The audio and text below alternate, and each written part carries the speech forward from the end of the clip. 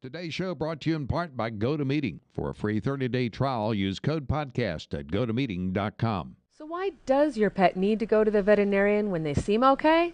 Find out on Tales from the Road next.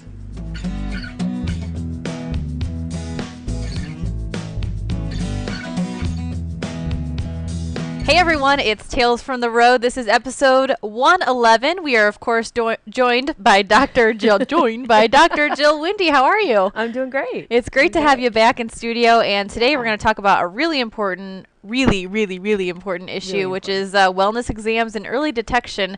Yes. And I have to I'm bragging a little bit, but my ears are going to be a little bit more open now because I'm officially a crazy cat lady. You're officially a cat lady now. Yeah. So I have pets. I've never had pets before. Kind of weird. To the club. Thank you. So let's talk about this topic. And there's a lot of things we're going to hit on today in this very short amount of time. Yes. Let's talk about history. Where to start? Where do we start? Yes. History is where we start, at the beginning. So things that we need to know when you come into the office that are going to fall under our history category are going to be things like, what kind of lifestyle does your pet have? Are they a homebody? Are you taking them traveling with you? Are they going to be boarding? Do you take them to dog parks? Do you have multiple cats, single cats? Do they go indoors, outdoors? There's lots of different things that we need to know to help individualize what care is going to be. We call it risk assessment, and we try to figure out, okay, what do you need to be well? Absolutely. And when we're talking about more specifically people traveling with their dogs, and you said, are they a homebody? And really, if you're a full-timer, they could be a homebody because your home is with you. The home moves. Count. Okay, the home moves doesn't count. If you're traveling with your home, these cats are going to be out in situations that they're not really so used to in different environments. So these things are really good to have on hand. What do they like? Know your animal. They are. And not only that, but also know your environment. Mm-hmm. So if you normally are living maybe out in the Four Corners, you need to know what kind of things you're going to run into when you go and travel through Appalachia. Yeah. Because there's different risks there. There are absolutely different risks. So we're talking about physical exams too. Yes. That's the next step. What do we do? Right. So that's our 5 senses approach. We got to use all 5 senses to get through a physical exam. So this isn't just, it looks pretty good. We have to be way more in depth than that.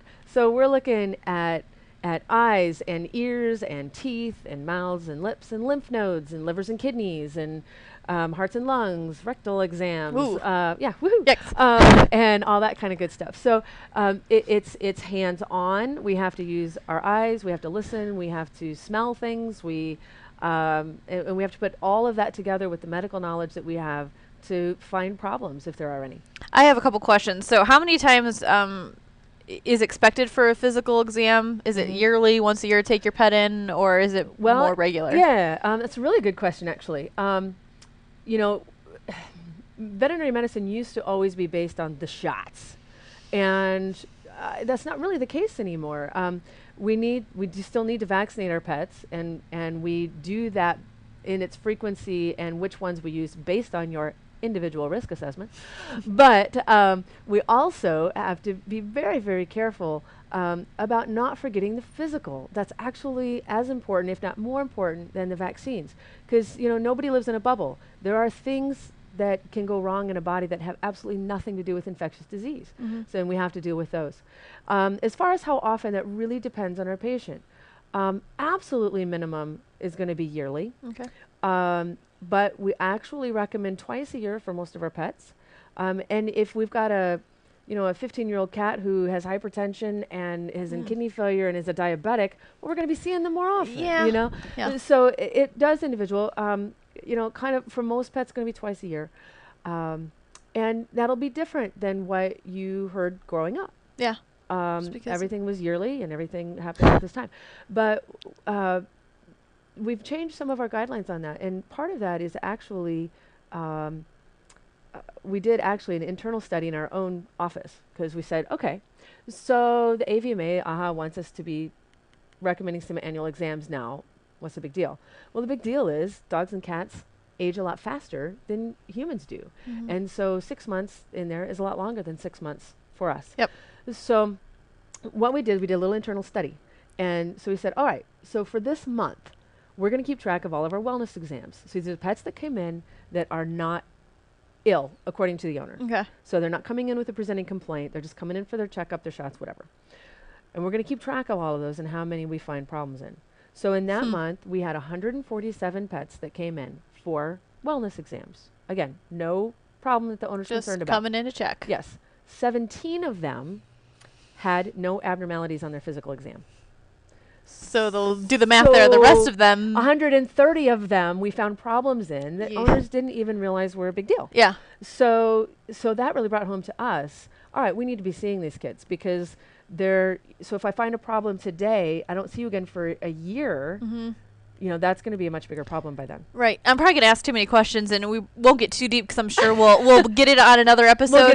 Yeah. Is it kind of, are pets the same as humans as far as, you know, if you got the stinky breath, you see those commercials, if it all starts in the mouth, if you have bad this, it's related to your heart and blah, blah, blah. Is it kind of like that with pets? Yeah. So just be on the, if something's weird here, it might be weird somewhere else. Exactly. Or it might be caused from something else. They're all related. All related. Very interesting. Well, we're going to take a really quick break. When we come back, we're going to talk about early detection. That's right. And screening. Don't go away.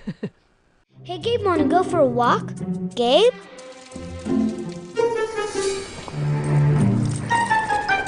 Gabe?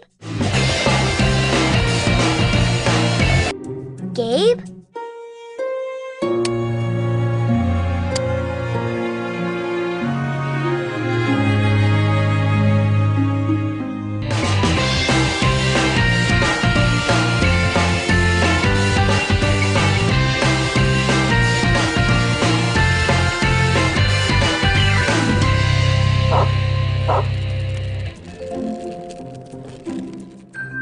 Hey, buddy, you lost? Hold on. If your pet is the adventuresome type, be sure he's connected to Pet Hub. A quick scan using any smartphone shares your pet's vital information so that even his wildest escapades have a happy ending. Pet Hub, reuniting pets with their families. Come on, Gabe, let's go home. All right, so we are going to talk about early detection. You said you feel a little bit repetitive when you say this, but it really is important. It is. It is. We prevent the preventable, we treat the treatable, we manage the manageable. So that's the approach that we take. And a couple of key points we always have to remember, prevention and early detection of problems will always be less expensive in the long run, and they will be much easier on your pet, and they're going to have a much healthier, more comfortable life by doing those things. So that's the big key. I actually got to sit in on a little conversation earlier today about a pet that you examined, and there was knee problems. Yes. But you're seeing strain on the other knee because you have an unhealthy knee and a healthy knee, and this healthy knee is getting strained, and so just keeping everything in balance is really key. So owner education. I'm listening. Okay. Educate me. What do I need to know? How do I find out about these things? All right. Well, first of all, the first thing we have to do is educate owners on what is early detection? What do we need to be doing for them? So when they're very young, we might be doing things like stool sample tests, looking for parasites. Those are important because they're contagious to people, some of them. Heartworm testing, those kinds of things. Baseline blood work. What do our livers and kidneys and everybody look like? What are they doing? As maybe we have some breed-specific things. So maybe if you have a big Newfoundland, we need to keep track of those knees. If you have a pug, we have to worry about airways. You know, some of those types of things. Certain breeds of cats are more predisposed than even cats in general to kidney disease. So there are going to be some breed-specific recommendations on that.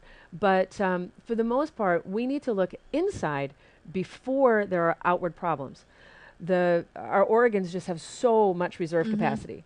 So let's take a cat, for instance, since we have our new crazy cat lady here with us. And that is, cat's very prone to kidney disease. All right, so we take a cat who is developing kidney disease. They need to have about 90 to 95% of their kidneys not working before they're outwardly sick. Because everyone's like, well, I'll bring him to you if I find there's a problem because I know my cat. I'm like, dude, you totally know your cat. But there are things that your cat is doing that you can't tell. And so when we can find kidney disease on blood work in urinalysis, when they're 50 or 60% not working, they look completely fine. That's why you can live with one kidney. Yeah. You know, they look completely fine. But they're not. There are things brewing under there. And so at that point, we might have to change their food. You know, as opposed to when they come into me 95% not working and kidney failure. Now we're talking stays in the ICU. We're talking fluids. We're talking multiple medications at home, fluids at home. I mean, crazy stuff. So you need to, we need to find those things early before we even see outward signs of them. Changing food is a lot more affordable and less, or it's more appealing as well than the other option. So just getting educated on all those things and lots of great topics. Of course, we'll probably delve into all of these a little deeper. Way more detail. In upcoming episodes. Next week, we're going to be talking about canine heartworm disease. Yes. Do we have icky pictures for that one? Maybe I'll probably come up with something. Probably come up with something. All right. Well, just a reminder that Tales from the Road actually has a board on RVNN's Pinterest. Did you know that? Yes, I did. She knows that now, yeah. So check it out. If you are a pet owner or just would like to see cute pet pictures, we've probably got those and lots of information about how to take care of your pets. Of course, we're on Google+, Facebook, and Twitter. Check us out in all those places. Jill, thanks for joining us. We'll see you next week on Tales from the Road.